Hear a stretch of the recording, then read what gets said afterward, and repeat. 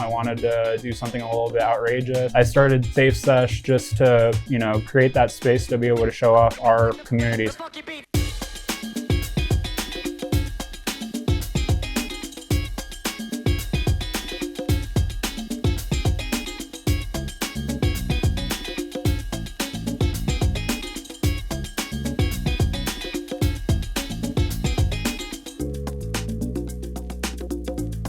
The inclusivity is very, very important to me. I don't really go by labels. I like what I like and it is what it is. Coming from Arizona, it's very, very conservative. I don't see as much of this inclusivity and I hadn't seen it. I moved to Denver in the summer during COVID. It was right when everything was opening back up.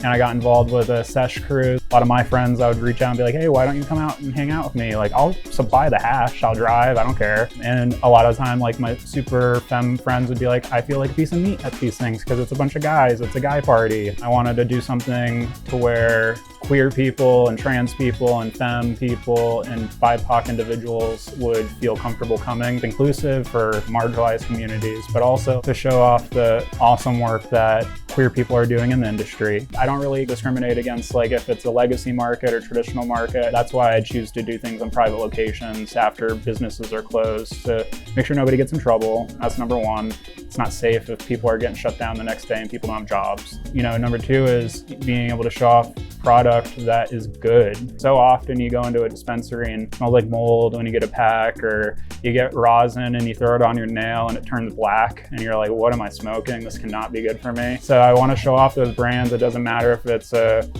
somebody that's pressing it at home and growing stuff on their own in between, dealing with their kids, or, in a big high-tech facility. If you're making good product that is helping heal people, like this space is for you, especially if you're LGBT, you have to be an ally. That's the other part of it too. You're not gonna come to a sesh and get something, take it home as a sample and try it and like have, ill effects. I take personally from all the vendors. I test everything myself. I force everybody to give me their tests that they get from labs and stuff like that for all transparency purposes.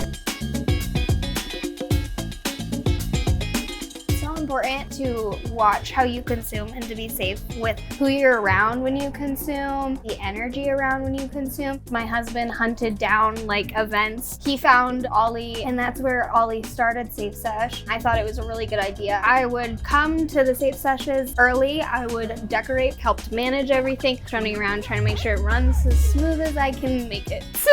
Now I co-host everyone, so it's usually me and Ollie as a team. I have my medical card and it's very important to my day-to-day. I have extreme stomach issues as well as chronic pain that I've had throughout my life and childhood. There was periods in my life where without it in the morning, I would not be getting out of bed. I would not be functioning. I was an agoraphobic for 3 years, which if anybody doesn't know what that is, it's literally where you do not leave your house. You close in, you're terrified of the outside world. And I did not get medical care for 3+ years. It saved me in a lot of ways.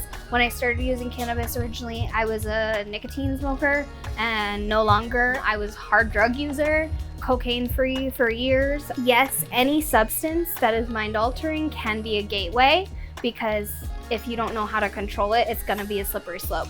But it can also be a life-changing substance. Started smoking cannabis and I was like, this is the bee's knees. This is what I'm about. It totally saved my life. I was in a car accident when I was young. I have Crohn's and IBS. So a lot of things that are prescribed to me by pharmaceuticals and things like that are awful for you and make other ill effects. Meanwhile, you can do a dab and it takes away a lot of the things that you have to deal with on a daily basis when you deal with chronic illness. If I do a dab and it makes me feel good and it makes me a productive member of society, it's medicine for me 100%, but also it is a culture.